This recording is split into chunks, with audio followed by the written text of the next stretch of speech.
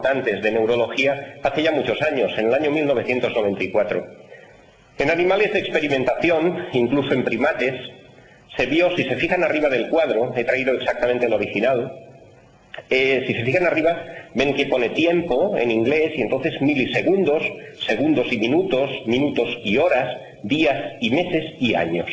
Bien, pues haciendo daño a un animal de experimentación, vemos los cambios que en milisegundos, en minutos, en horas, en meses y en años nos justifican todas esas modificaciones que les he ido explicando de la hiperalgesia, la hiperpatía, la alovinia, etcétera, etcétera, etcétera. Es decir, es una secuencia progresiva, una cascada que lleva a partir del quinto año a inducir incluso modificaciones en el ADN de los animales de experimentación que son sometidos a dolor constante.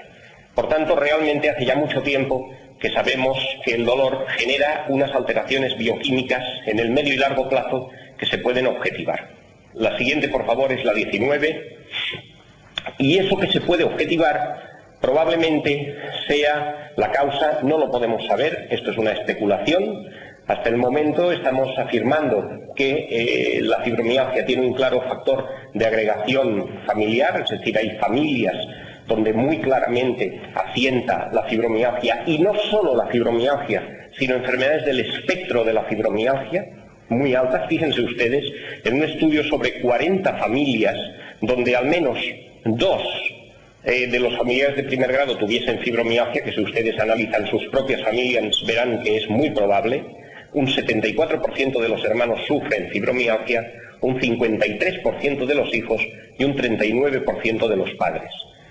Quizás valga la pena llamar a la reflexión en el sentido de que en estas personas tal vez debamos actuar como pronto se hará, por ejemplo, con la osteoporosis, que sabemos que tiene un 70% de componente genético, y por tanto en aquellos casos donde claramente la familia nos esté alertando de que tienen claramente procesos de sensibilización al dolor crónico, pues valga la pena iniciar o unos tratamientos o unas actitudes terapéuticas, higiénico-dietéticas, sanitarias en general, que permitan o intenten al menos conseguir que esas personas no avancen en esta escala progresiva que yo les estoy dibujando esta tarde aquí.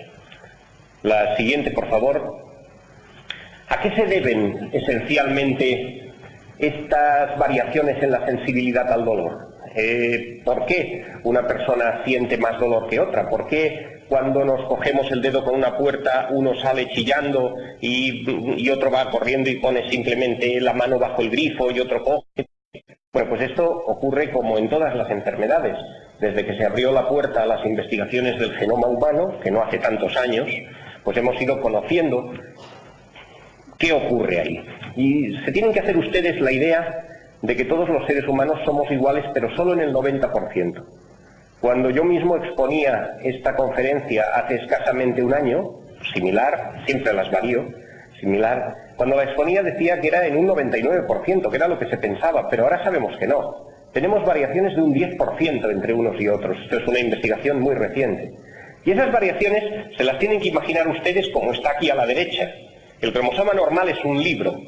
Es un libro en el que está escrito toda una secuencia de bases nitrogenadas, adenina, timina, bueno, no tantas, 4, que se mezclan entre ellas y que definen todo. Ese libro será siempre el nuestro, pero cada uno de nosotros, cuando leemos ese libro, lo interpretamos de una forma diferente. Y en esa interpretación es donde interviene uno de los factores fundamentales de lo que actualmente es la genómica de las enfermedades complejas, que son los SNPs.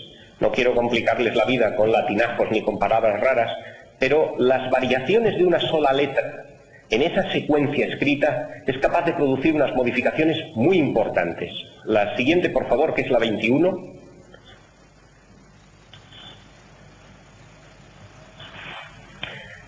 ¿Cómo llegamos a definir cuáles de estos SNPs, de toda esa enorme lista de SNPs, cuáles nos interesan? Bueno, ¿qué hicimos nosotros?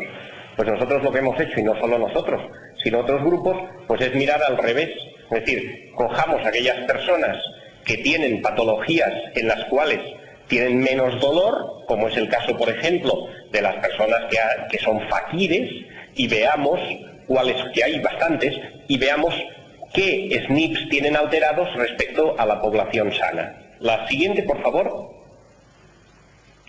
Cojamos a aquellas personas que sufren esquizofrenia y sus familiares, que sabemos que en un porcentaje muy alto de pacientes su sensibilidad al dolor está claramente disminuida, aunque los familiares no tengan ningún rasgo esquizofrénico, esto también ocurre aproximadamente en un 20% de los familiares de los pacientes con esquizofrenia, y veamos qué genes, qué características genéticas tienen alteradas, y veamos si en la población con fibromialgia están alteradas también en el sentido inverso o no. La siguiente, por favor.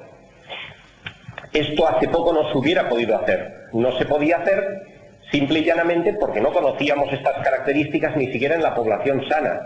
Un estudio a nivel europeo muy importante, bueno, internacional, pero que en Europa ha tenido un auge importante, ha sido el proyecto HapMap, que es un proyecto en el cual se han mirado todos esos SNPs, todas esas características de variación de una sola letra dentro del genoma en grupos poblacionales importantes. Entonces sabemos, para cada SNP específico, para cada letra que falla, podemos saber qué proporción hay en la población sana y qué proporción encontramos en las personas enfermas, no solo con fibromialgia, sino en muchas otras enfermedades. La siguiente, por favor. ¿Qué consecuencia tiene ese cambio de una letra? Pues muy importantes.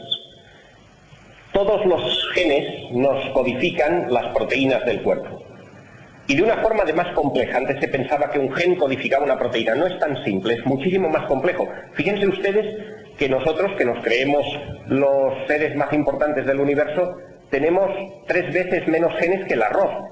Por tanto, nuestra complejidad a la hora de traducir la información genética es mucho más alta que en animales o en plantas, ¿no? Es mucho más complejo. Y esa complejidad viene de ahí. Viene de que un solo cambio pueda cambiar muchas proteínas a la vez. Realmente hay algunos que hoy en día no conocemos qué efecto tienen, pero hay muchos que sí los vamos conociendo. Y esas variaciones entre las personas son las que tienen consecuencia, por ejemplo, pues cuando tomamos un antiinflamatorio, pues a uno le afectará más el estómago que al otro. Por tanto, eso tiene implicaciones en el tratamiento. Es decir, que realmente esas pequeñas variaciones que ahora podemos conocer están avanzándose muchísimo en el conocimiento, en la ciencia médica, porque probablemente ahí esté la clave de un cambio en la medicina muy importante. La siguiente, por favor. Bien, no me voy a entretener mucho en esto. Nosotros hicimos un trabajo en el cual vimos que una característica genética específica se encontraba especialmente presente